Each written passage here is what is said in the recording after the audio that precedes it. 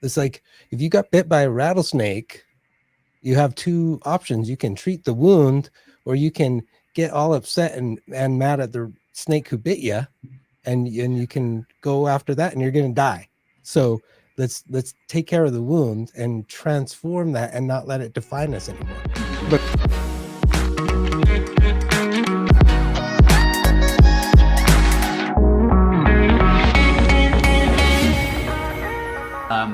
Troy, why don't you introduce to us where we're going with this, and if you could tell us why you like to go this direction. sure, I guess I'll start with how I got started. Please. I was getting my master's in social work at the University of Pittsburgh, and my internship was at the drug and alcohol rehab center that they had there. And I honestly was terrified. I'd never done drugs. I'd never drank alcohol. I grew up in a pretty strict Christian home, and here I am supposed to be helping these people who are struggling with cocaine addiction, alcohol addiction, that kind of stuff. I was terrified. How the heck am I going to help these people? What am I going to say? They're going to think I'm stupid. And then I started to hear their stories, and they began to tell me stories about being abused or being neglected or being rejected, and how as they were growing up, they stumbled on a particular substance or behavior that really like numbed their pain, helped them cope with all of that. And the more that they began to share their stories, the more that I realized that they were telling my story. That although I'd never done drugs and never drank, I was addicted to porn. And until that moment, I didn't even know that that was a thing. And it started my journey into recovery. It started me trying to put some pieces together for myself so I could understand what was this really about. I moved to Yuma about a year after that, Yuma, Arizona, which is down in the bottom southwest corner of Arizona. There were like 13 therapists that lived there when I got here. So no 12-step program, no CSATs at the time, none of that stuff that was available to me. So I really tried to put some stuff together for me, for my recovery, and what's come out of that is the Finding Peace process. Mm-hmm. I love it. I love it. So with the and finding peace, I think that's a great, especially for these two topics. It's probably how you find peace. So talk to us about that. What's the direction that you're passionate about going? Because I know, like I said, this has not been a full topic of discussion before, and I'm excited that we're going this direction because I also think both of these directions are, I don't know, I call them kind of sleepers.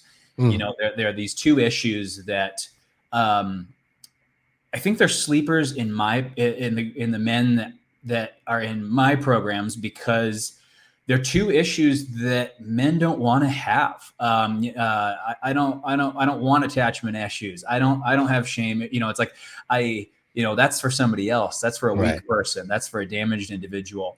You know, that's not a problem I want to have. And again, if you don't want to have that problem, but you have that problem, that's not a great combo, right? So speak to these two things and kind of define them for the audience.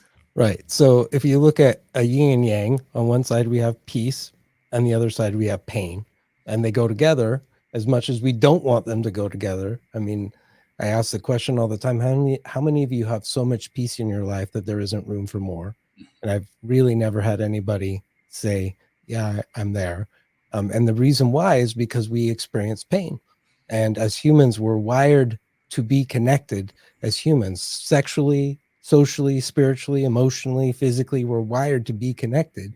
And if something happens that damages those connections with each other, that can cause some of the most excruciating pain that we experience in our lives. And so what I learned is that if those, depending on the severity of that damage or that instance, or how often it would occur, it can create what I call attachment wounds. And these attachment wounds, nobody sees them. A lot of times we don't even know that we have them, but they're there, and they're like sunburns. If you've ever had a sunburn, if somebody bumps up against your sunburn, there's an immediate visceral reaction. And it's the same with these attachment wounds. And there are 6 of them: loss, neglect, rejection, abandonment, betrayal, and abuse.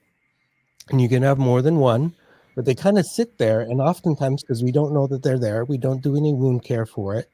And then as we go through life, people bump up against them. Our partners, coworkers, business people, they bump up against it. And then we react to that pain in a way that usually doesn't serve us.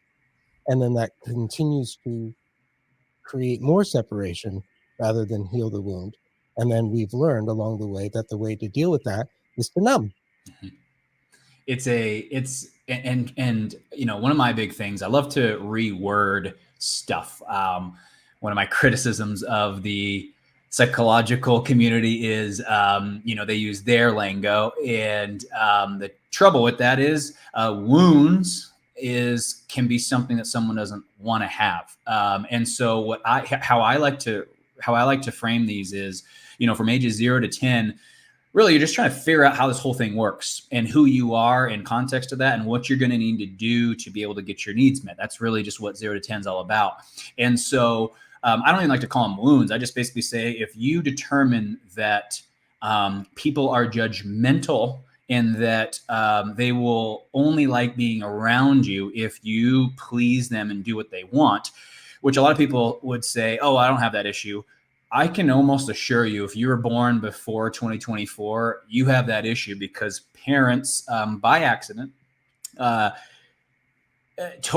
were trying to help you. And again, from ages to 0 to 10, it doesn't sound like help, because through that lens, you're trying to figure out how the world works. Mm-hmm. So as the parents trying to help you and give you advice, what you're hearing is, oh wow, holy smokes, if I don't become that and act like that, or look that way and own things like this and live in this neighborhood, life's going to be harder for me. I'm not going to be able to get invited to things. I'm going to be alone. I'm going to have to settle for a partner who's less than the partner I want. I mean, that's what this kid's hearing. Right. And so I just want to reframe that for people when we're hearing about wounds.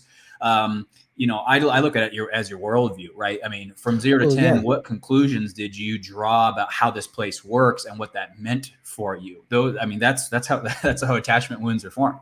Right. Well, I tell people it's not actually the wound that causes the suffering. It's actually what we've come to believe about ourselves because of it. So wounds heal. Like, if you don't want the wound, let's do some stuff to heal it. Like, you don't have to continue walking around with that. And it's not even an excuse. It's just like that gives people a name for, oh, that's my rejection wound that just got hit. But what happens, and it's kind of like what you said, between ages 0 to 10, as we're trying to figure things out, we try to understand why.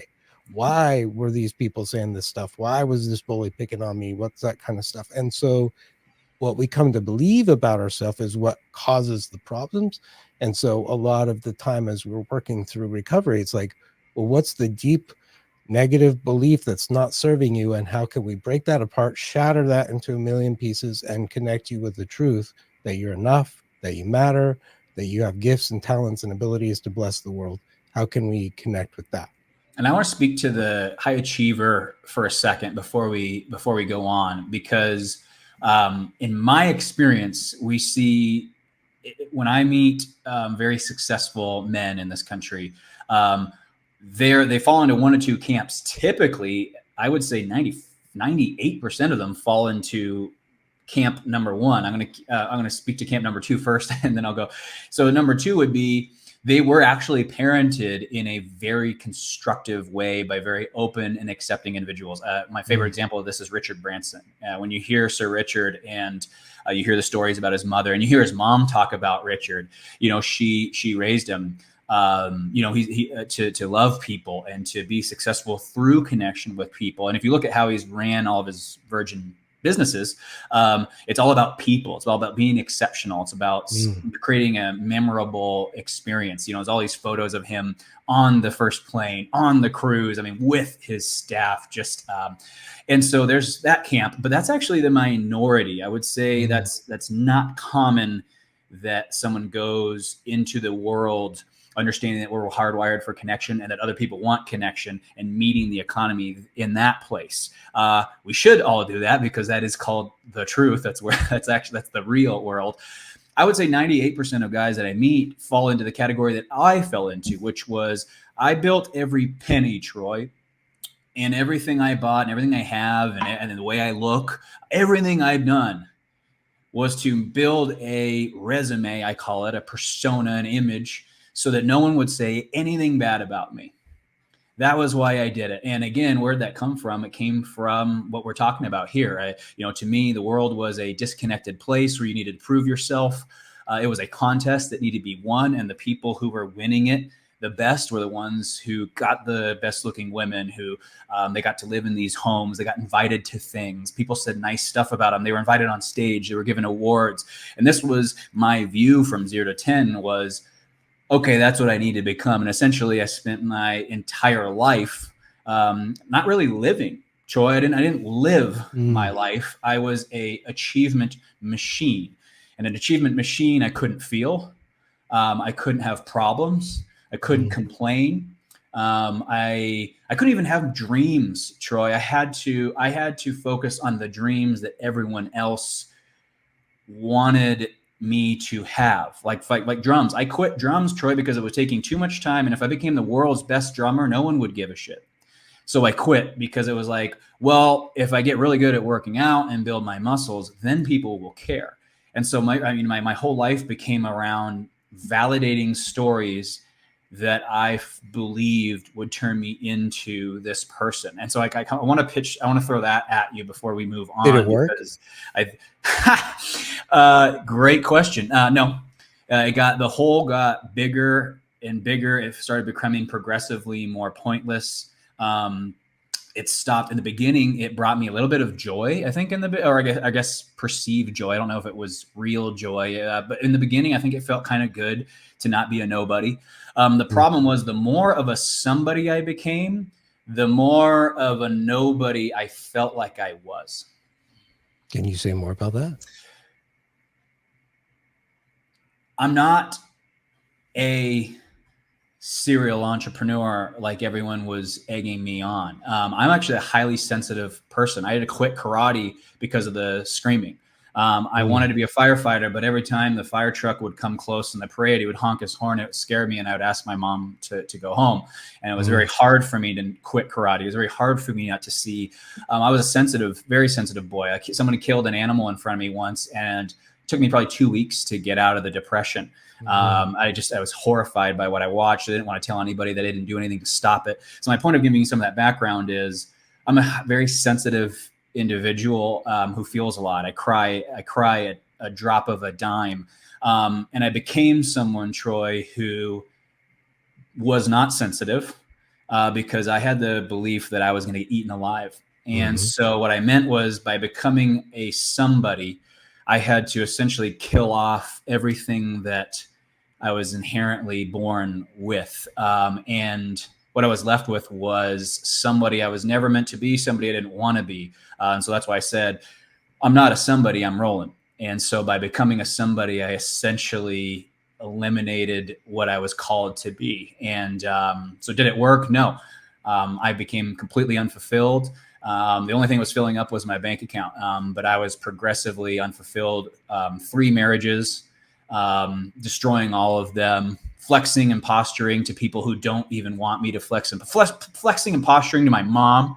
I mean, Troy, just, I look back, just like, what on earth was happening? So did it work? Absolutely not. And I became somebody that I am actually now embarrassed that I acted like.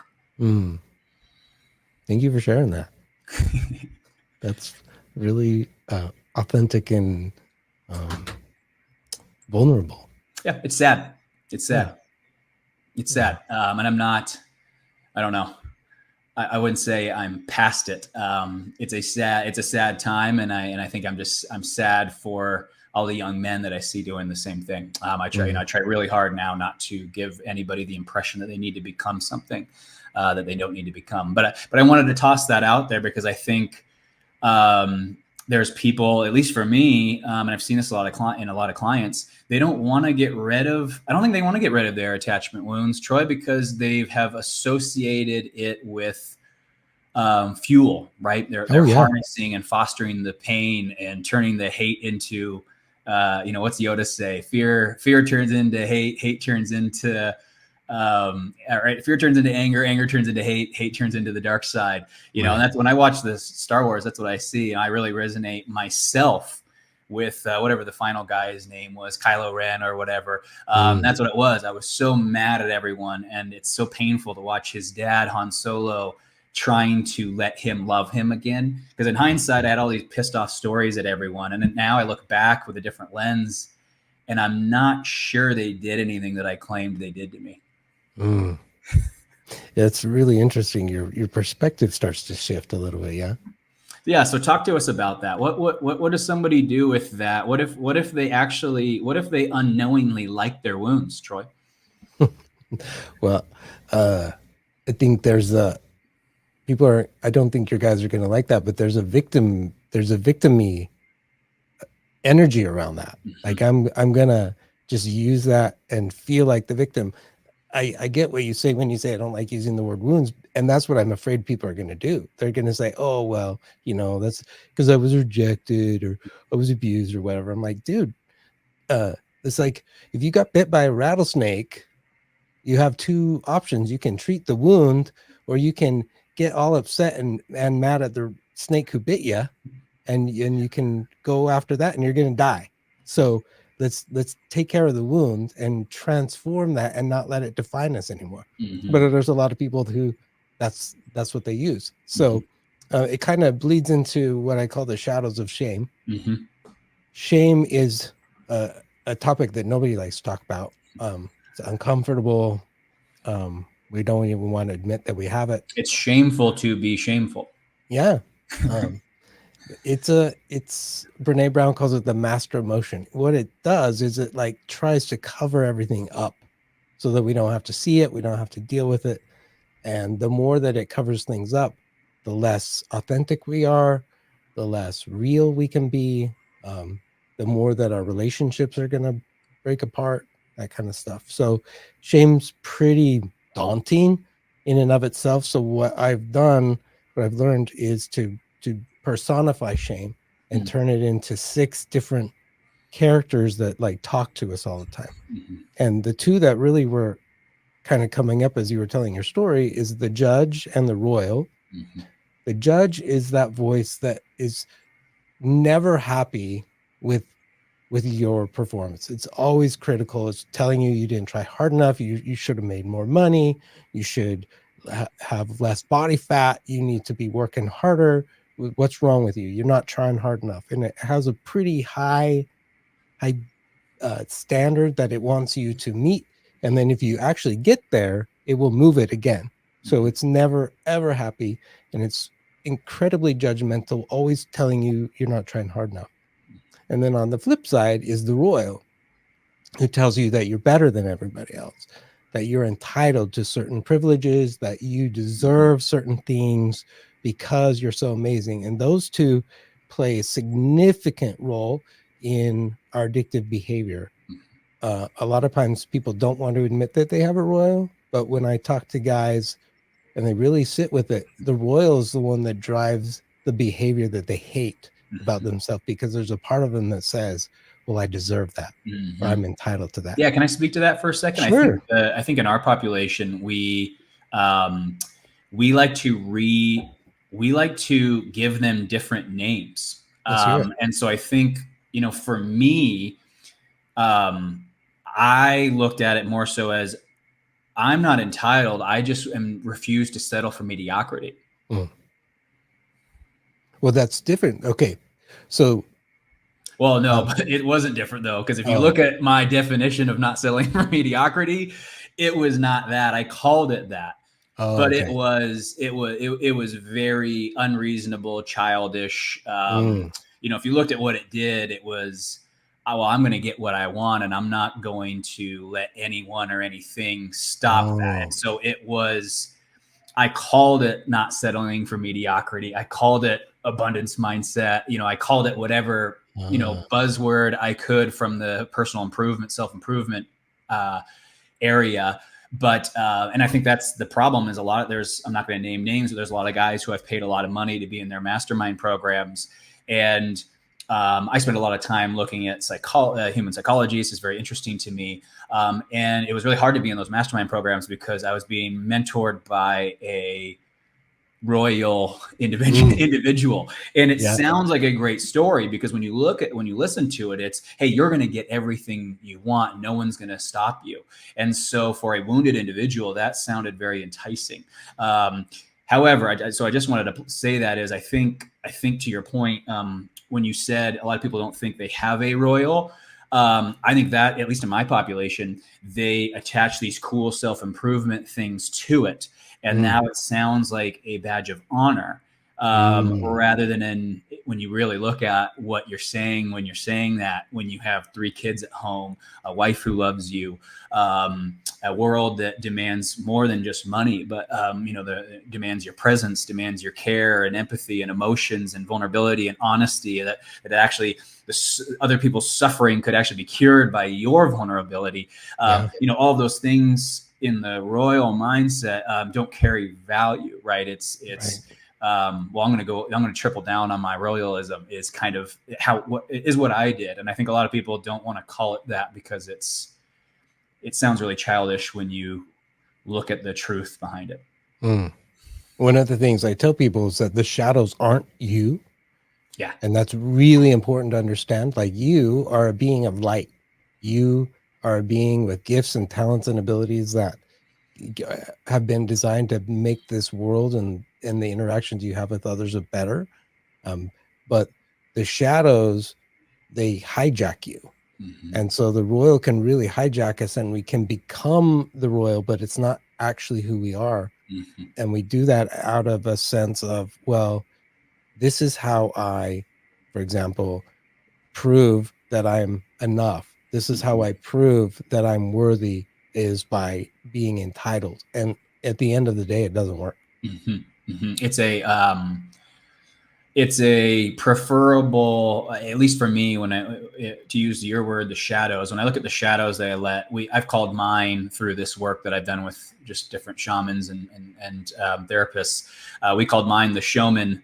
We had the judge as well, but we called mine the showman. And he was, he liked to call himself the showman rather than the royal because it was a performance that he was good at, that got him, that everyone actually gave him awards for. So I think that's why we called him the showman. Was to everyone else, they were loving his royalism. They were, like I said, he got awards. He was given opportunities that others didn't get. And so it was very alluring. I think what happened, though, Troy, if I'm honest, was I liked the way people treated me when I was acting like those people. And so it became, I guess the conclusion was, and this is subconscious, I didn't do this intentionally. The conclusion was, well, why would I be Roland if I could be these? Because look at how people treat me when I do this. Whereas when I'm Roland, my story was, Roland was 0 to 10, and he was shy, he was timid, he was sensitive. The girls kept picking my friends over me. Nothing was going my way during that time. And so why on earth would I go back there? Yeah. So the shadow that we refer to as the showman, we call the politician. Yeah, I like that. Yeah. The mask, right? Yeah. The people pleaser, the image management guy. Yep. Right. It's all about getting votes. It's all about getting people to like us. So we're going to put on the show. We're going to put on the mask. We're going to pretend that everything's great when it's not sometimes. So yeah, I love the showman kind of. Last thing I'd speak to there too is, Troy, just to kind of give some grace and maybe some empathy to some of the people listening. We do live in a world and a culture where that is, that's what I would say is, you're not wrong. You're not wrong that we live in a world when someone asks you, how are you? I don't know, for the guys who've been in betrayal, who are working on honesty. I remember when this whole thing blew up in my face, I was trying to practice radical honesty, not just with my wife, but with everyone. And so, yeah, people at the gym, hey, Roland, how are you? I'd say, probably one of the hardest years. I do it with a smile on my face. Probably one of the hardest years of my life. It seems like nothing's really going that well. And I'm extremely overwhelmed. And there are days where yeah, I just don't want to go on. And then and to see them They're like, stare at me, and I'm oh. like, hey, don't ask if you don't want it. But how I end it though is because I know they're going to say some nonsense about pretending to want to help me. How I usually end it though before they speak is I say, but I'm a smart guy. I'm very resourceful, and I've surrounded myself with adequate help and support. And that's how I end it. So it's like, hey, this is a horrible time in my life if you really, really want to know. And I'm also doing everything that I can in the literature and in the research for me to be able to course correct. But that's, I just want to empathize a little bit with the audience because I to this day, if I'm completely honest with you, Troy, it is hard for me as somebody who cares about people to live in a culture, the collective consciousness values a lot of this stuff. And so it's very difficult for me to unsubscribe when it's harming me, and then subscribe when it feels like it's safe to subscribe. It's like, okay, I actually don't mind playing the game right now because it doesn't seem deceitful and it seems to honor everyone's needs right now. But it's really hard. I think it'd be lying to you if I don't still subscribe sometimes when it's harmful to either me or the human race. I think I fall for that sometimes. Well, why do you go to the gym? I go to the gym purely to look good for other people. That's unfortunately the reason I go. Really? I like the way I feel when I'm there, but that's like 10% of it. How do you feel when you go? Good. My problems leave me. It's like meditation for me. Say more about that part. So when I am there, there's something about the activity that demands my attention. And I'm not often thinking about my shortcomings when I'm there. I'm actually very present. So it's, Troy, it could be it's either when I'm with people like what you and I are doing right now, with my daughter, or at the gym. Those are really the only 3 times where I am rolling. So you're real. Yes. Okay. And then, so you tell me that you do it because you really want to look good for other people, but then you just told me that that's one of the only times that you're you. Well, I think I fell for it initially. And then when I was there, I think the reason it's so easy for me to go, and I work it into my day. It's a pleasure. It's a highlight of my day. And I think it's because of the reason it's so easy for me to go is because of what you're saying. It's not actually for them. It's for me. So just kind of think about the energy. So we have the showman or the politician, which the underlying message with that shadow is you are not enough, but you got to pretend that you are. And so I'm going to do all these things to get people to pay attention to me versus I'm enough. I love my body. I love how I feel. I love the groundedness that it gives me an opportunity to be me, just me, for a moment. It grounds me, helps me prepare for the rest of the day. Do you hear the difference between those two energies? And it's mine. I think kind of similar to a part of me that was acting out. It was my little secret, and I think the gym kind of fulfills that. It's my little thing I get to do. Yeah. No one gets to tell me what to do when I'm there. I do what I want to do, what I like to do. If I don't want to do back squat, I don't do back squat. If I don't want to do front squat, I don't do front squat. No one gets to boss me around when I'm there. Yeah. I think that's why I like it. It's one of the few places where I make the rules. So my point is that is when we're really tapped into our authentic self, there isn't the shadows don't even show up, right? There's no need for shame. I love that. Right. I don't need to try and prove anything. I'm just me. Yeah, I love that.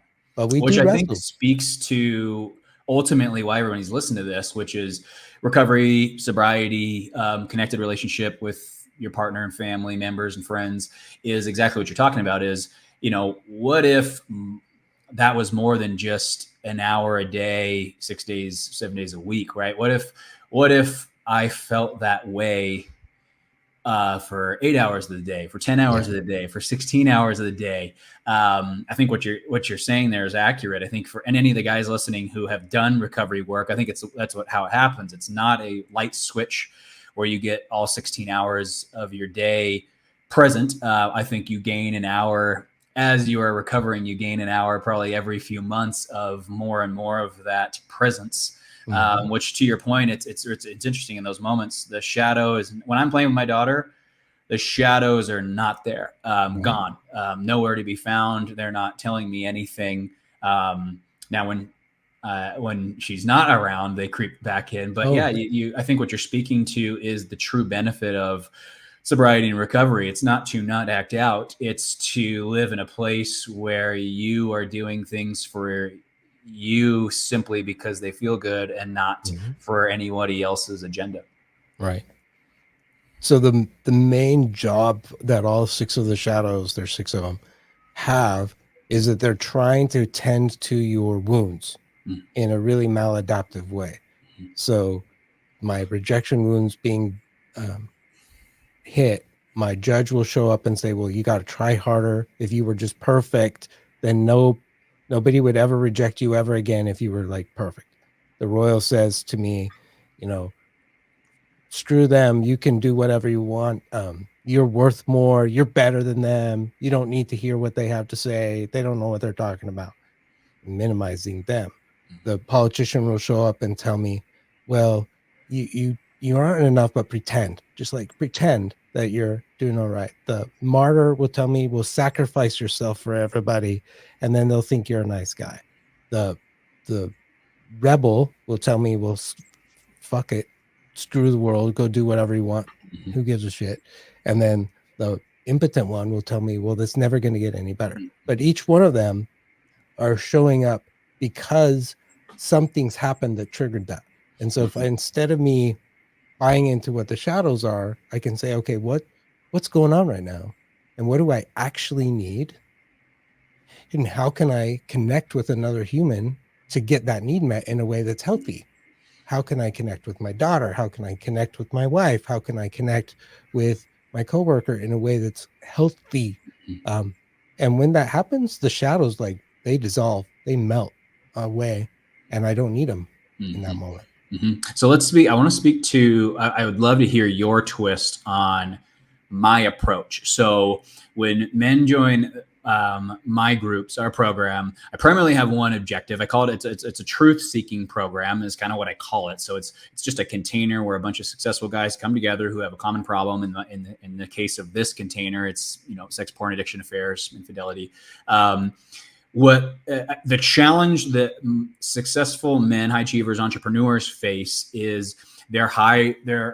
It's my belief, from personal experience and from interacting with these groups, that high achievers are born high achievers. What I mean by that is, it's funny. I'm not saying that they're born to make a lot of money. I'm not saying that's not what I'm saying. What I'm saying is they have this interesting infatuation and motivation to make an impact on other people's lives. And I bring that up, Troy, because what happens is you're born that way. So that means from 0 to 10, high achievers look through that lens when their parents say the thing. So when the parents say, oh, honey, don't wear that to church, people are going to think this about you.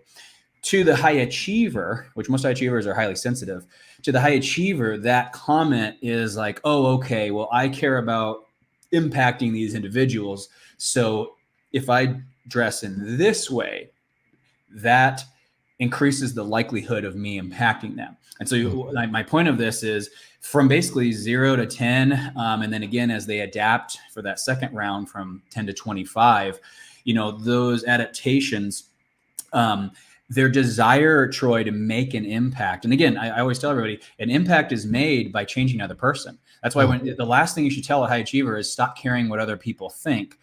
There's another way to reword that in a more constructive way that the high achiever will let in, because high achievers, I argue, need to care what other people think, because they're here to make an impact. And so we must care about their worldview, because if we're going to change them, we need to meet them where they are. And so the where I'm going with this is, by the time the men come into my program, they have essentially sold out in favor of making impact and pleasing others. And so it's funny, people call these men narcissists.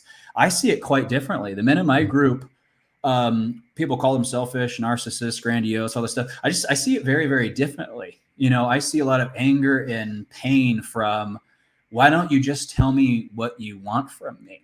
That's what I see. I see men who actually have I think it's the opposite of narcissism. I see a strong desire to do something very important and meaningful in the world. So where am I going with this? And this is what I would love you to speak to, is these two things become blended. And so they, capitalism, materialism, collective consciousness, the way the world works, they don't see a difference, Troy, between the true self and their needs and the United States in 2024. And so what happens is they pick, because they're high achievers and impact's incredibly important to them. It's like I said, they're not as fueled by money as it look. They have a lot of money, but it's not what fuels them. It did for maybe the first million or 2 million, but after that, it's they're playing a lot bigger game. It's about impact, influence, legacy. So the challenge is, though, I see them abandon self to make the impact. So what I would love for you to speak to, because I think what you said was the hard thing for me early on. I would go into therapy early on, and it was like, I almost felt like they were attacking my life's work and the legacy that I want to live. And so it was almost like, no, I'll say whatever I say in therapy, but in the end, like, I want to make an impact. I want to make a difference. And so I now learned that you can play both games. I actually, I'm going to rephrase it even stronger. You need to play both games, because I feel like your impact is a fraction of what it could be if you are an unfulfilled, unmotivated individual. And I feel like you need to honor self first and foremost, and it will enhance what you can do in the capitalistic world. But I wanted to go back to your statement that you said there, because you mentioned the healing process of all of this. And I think the challenge for my men is that the desire to make an impact and change others is so strong that they have a hard time untethering from the help and aid from all of these shadows, because a lot of these shadows, in the case of my men, were invented to make that impact, to people please, to get people to like you, to right. So do you see where I'm going with this, Troy? The shadows are seen as assets. And so when you try to tell me to do something different with them, I'm like, bro, how much money you got? You know, how many people have you changed? What impact? You know, it's like, hey, show me your resume, because I'm trying to do this, and what you're telling me sounds very quiet and selfish and weird, and so then they start to unsubscribe. And so and this is a real thing. I mean, I see this all the time. It's why our program, you know, the men like being in this group of a bunch of impact makers, because we can start seeking. It's, you know, when they say something, it's like, oh, okay, you're fulfilled and that enhanced your impact. Okay, now I'll listen to you. Right. You see what I'm saying? So it's like, they want to see the two. And it's my belief they can have both. I've done both. And a lot of the men in my program have achieved both, and they would never go back to the other way. But speak to that from your approach, please. Like, what's that mean? How can you help them change the way they're seeing it? Because again, they see these shadows as assets, and being in their shoes, Troy, they felt like assets to me. Well, they felt that way, right? And we learned them. I mean, they're developmental strategies that we've learned as we grew up. We learned them as a way of surviving in the world, right? So it's just that what they used to be able to do, like the judge showed up when we were about 8 years old, and at the time it was really great to help us like improve and do better and those kind of things. But now that I'm 50, the judge does not serve me anymore, right? It's continuing to tell me I'm not enough and I'm not trying hard enough and there's something wrong with me. And when I make a mistake, for example, that judge beats the shit out of me, and then that's not attractive. Nobody needs that kind of energy. And so part of that is like, look, how can I get back into that sense that I am enough? I have gifts, you have talents.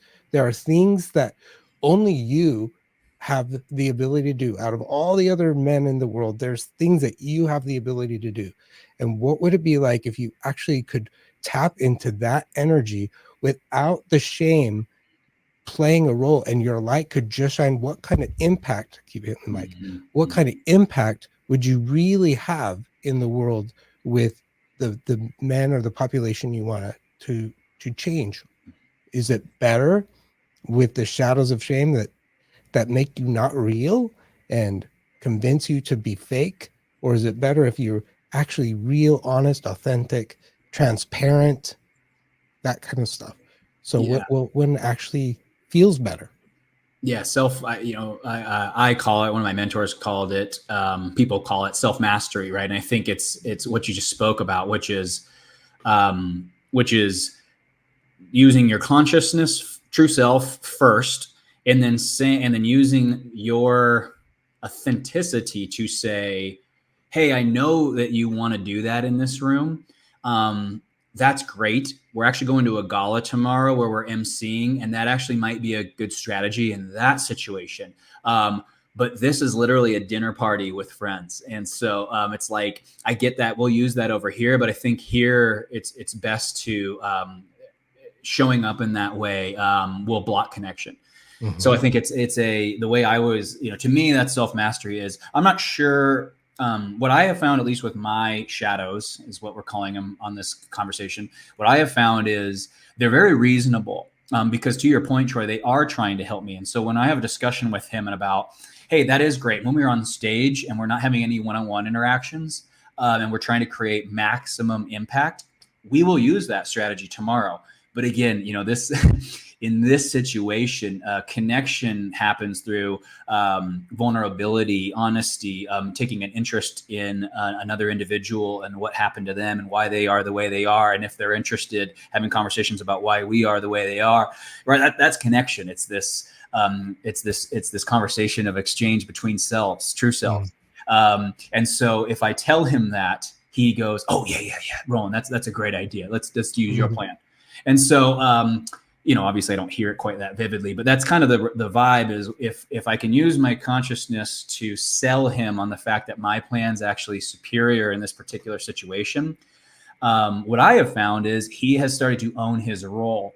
And so he shows up in situations where it's advantageous. But I think, to your point, Troy, and for everybody listening, I hope they understand through that little story that I said, what we're talking about here is the judge.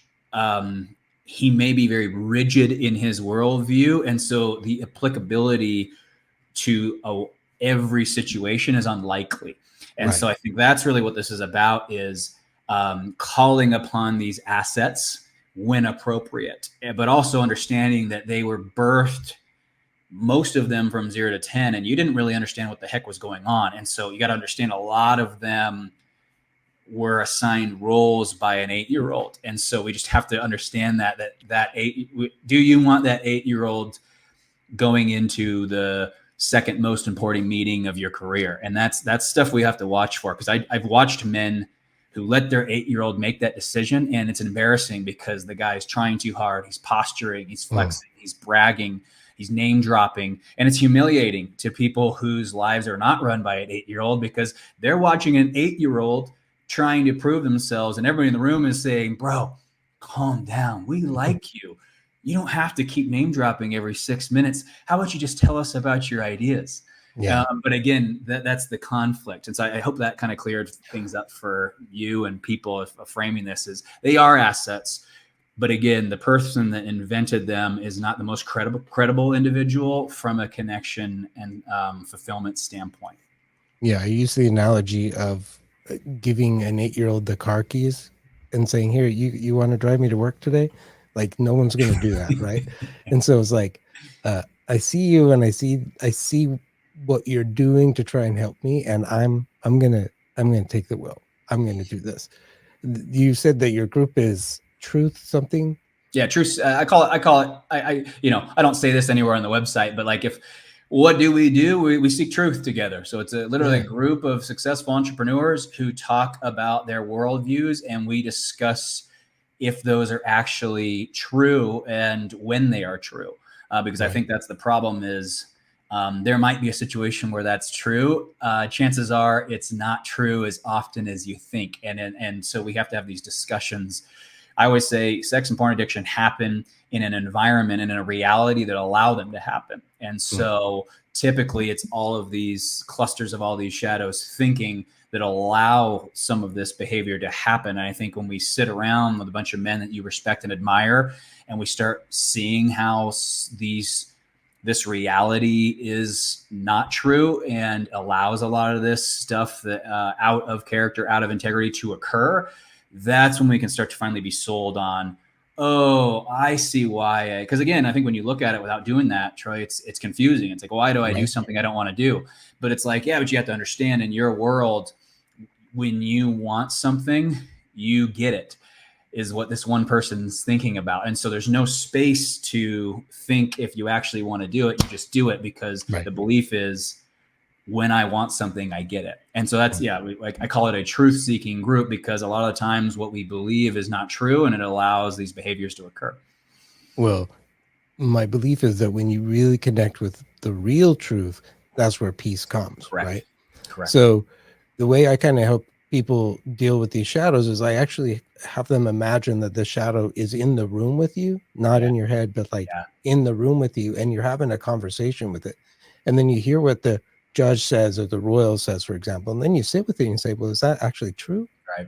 Like, does that resonate with me? Is that really the truth? Do I really believe that?